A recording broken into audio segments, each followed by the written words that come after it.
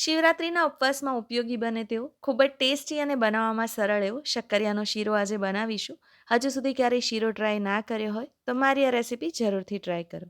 શીરો બનાવવા માટે સૌપ્રથમ 2 નંગ શક્કરિયા લીધા છે. લગભગ 350 ગ્રામ છે. ધોઈ અને સાફ કરી લીધા છે. આગળ અને પાછળનો ભાગ રિમૂવ કરી મોટા કટકા કરી લેવાના છે. છાલ રહેવા દેવાની છે. આપણે પહેલાં તેને સ્ટીમ કરવાના છીએ. સ્ટીમ કરવા માટે હંમેશા તમારે વરાળે તેને બાફવાના હોય છે.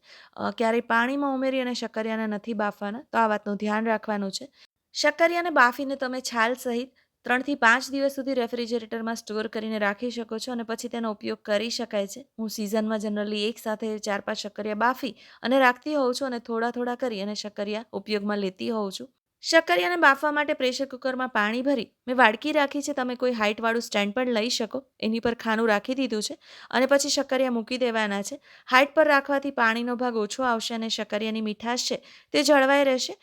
કુકરનું ઢાંકણ બંધ કરી 3 થી 4 વિસલ પ્રેશર કુક કરી લેવાના છે અને પ્રેશર રિલીઝ થાય પછી શક્કરિયા થોડા ઠંડા થાય ત્યાં સુધી તેની વેઇટ કરીશું.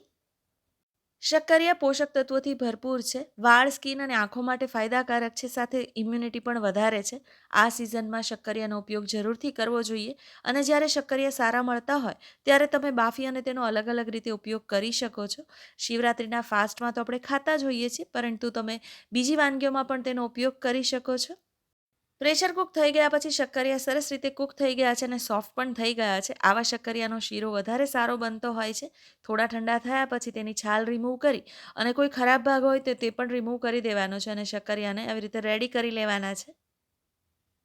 જો તમારે શક્કરિયાને સ્ટોર કરવા હોય તો છાલ સહિત જ આવી રીતે તેને ઠંડા થાય પછી રેફ્રિજરેટરમાં મૂકી દેવાના અને પછી તેનો ઉપયોગ કરી શકાય. શીરા માટે તમારે હંમેશા ફ્રેશ આવી રીતે સ્ટીમ કરેલા શક્કરિયાનો ઉપયોગ કરવાનો, કારણ કે એકવાર રેફ્રિજરેટરમાં મૂક્યા પછી શક્કરિયા છે તે થોડા કડક થઈ જતા હોય છે, જેમાંથી શીરો સારો નહીં બને. તો આ બાબતનું ધ્યાન રાખવાનું છે. શક્કરિયામાંથી છાલ ઉતારી લીધી છે. હવે સ્મેશરની મદદથી સરસ રીતે તેને સ્મેશ કરી લેવાના છે.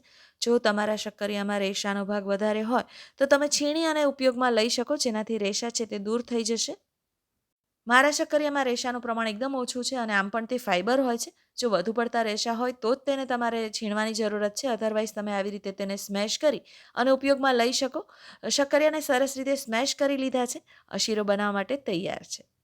શીરો બનાવવા માટે એક નોનસ્ટિક પેનમાં 4 ચમચી ઘી ઉમેરીશું અને ઘી ગરમ થાય પછી સ્મેશ કરીને રાખેલા શક્કરિયા ઉમેરવાના છે. અત્યારે આપણે શીરો બનાવીએ છીએ તો ઘીનું પ્રમાણ આગળ પડતું લઈશું, જેનાથી સ્વાદ અને ટેક્સચર બંને સરસ આવશે. જો તમારે શીરાની જગ્યાએ ખીર બનાવી હોય તો પણ બનાવી શકાય, જેમાં ઉકળતા દૂધમાં તમે બાફીને રાખેલા શક્કરિયા છે તે ઉમેરી અને ખીર બનાવી શકો. તે પણ સરસ લાગતી હોય છે. શક્કરિયામાંથી બીજી ઘણી બધી વાનગી બનતી હોય છે. મારા ઘરે હું પરાઠા બનાવું છું, ટીકી બનાવું છું, શાક બનાવું છું. તમે બીજી કઈ વાનગી બનાવો છો મને કમેન્ટ્સમાં જરૂરથી જણાવો. 1 થી 2 મિનિટ માટે શક્કરિયાને ઘીમાં સાંતળી લીધા છે અને એકદમ સરસ સોફ્ટ થઈ ગયા છે. હવે તેમાં દૂધ ઉમેરવાનું છે. જેટલા કપ તમારું શક્કરિયાનું મિશ્રણ હોય એટલા કપ દૂધ ઉમેરવાનું. આવું માપ તમે ધ્યાન રાખશો ને તો શીરો છે ખૂબ જ ટેસ્ટી હોવાની સાથે એકદમ ક્રીમી અને ટેક્સચર વાઇઝ પણ બહુ જ સરસ બનશે. તો આ વાતનું પણ તમારે ધ્યાન રાખવાનું છે. દૂધ ઉમેરીને ગેસની આંચ ધીમી રાખીશું અને સરસ રીતે તેને મિક્સ કરીશું. થોડી વારમાં બધું દૂધ છે તે એબ્ઝોર્બ થઈ જશે અને શીરાનું ટેક્સચર પણ એકદમ બદલાઈ જશે. અત્યારે 1 કપ દૂધ ઉમેર્યું છે, અડધો કપ પાછળથી ઉમેરીશું. દૂધ સરસ રીતે એબ્ઝોર્બ થઈ જાય પછી ખાંડ ઉમેરવાની છે. શક્કરિયા છે તે ઓલરેડી સ્વીટ હોય છે. જો તમારે ખાંડ અવોઇડ કરવી હોય તો કરી શકાય. હું દૂધના ભાગની 2 ચમચી ખાંડ અત્યારે ઉમેરી રહી છું અને સરસ રીતે તેને મિક્સ કરી લઈશું. એકાદ મિનિટ માટે વધુ કૂક કર્યા પછી અડધો કપ દૂધ છે તે ફરીવાર ઉમેરવાનું છે. શિવરાત્રી માટે શક્કરિયાની ઇન્સ્ટન્ટ વેફર પણ મેં પોસ્ટ કરેલી છે. તેની લિંક જોઈતી હોય તો મને કમેન્ટ બોક્સમાં જરૂરથી જણાવજો. બાકી બચેલું દૂધ છે તે એડ કરી દેવાનું છે અને ધીમી આંચ પર વધુ 2 થી 3 મિનિટ માટે તેને કૂક કરવાનું છે. અત્યારે તમને મિશ્રણમાં દૂધ વધારે લાગશે, પરંતુ ટોટલ 4 થી 5 મિનિટ કૂક થશે ને એટલે મિશ્રણ છે તે પેન છોડવા લાગશે અને ખૂબ જ સરસ રીતે તમે એનું ટેક્સચર એકદમ ક્રીમી અને સોફ્ટ થઈ જશે. મિશ્રણ પેન છોડવા લાગે પછી તેમાં વધુ 1 ચમચી ઘી ઉમેરીશું. આવી રીતે પાછળથી ઘી ઉમેરવાથી શીરાનું ટેક્સચર અને સ્વાદ વધુ સારો આવતો હોય છે. શીરો પ્રોપરલી કૂક થયો છે કે નહીં તે ચેક કરવા માટે તમે જોઈ શકો છો. 1 થી 2 મિનિટ વધુ કૂક કર્યા પછી મિશ્રણ છે એકદમ સરસ લચકા જેવું થઈ ગયું છે અને તમે જે સ્પેચ્યુલા છે તેમાં પણ ચોંટતું નથી અને મિશ્રણ એકદમ પેન છોડવા લાગ્યું છે. આ સમયે ગેસની આંચ બંધ કરી દેવાની છે. શીરા અને પિસ્તાની કતરણથી ગાર્નિશ કરીશું.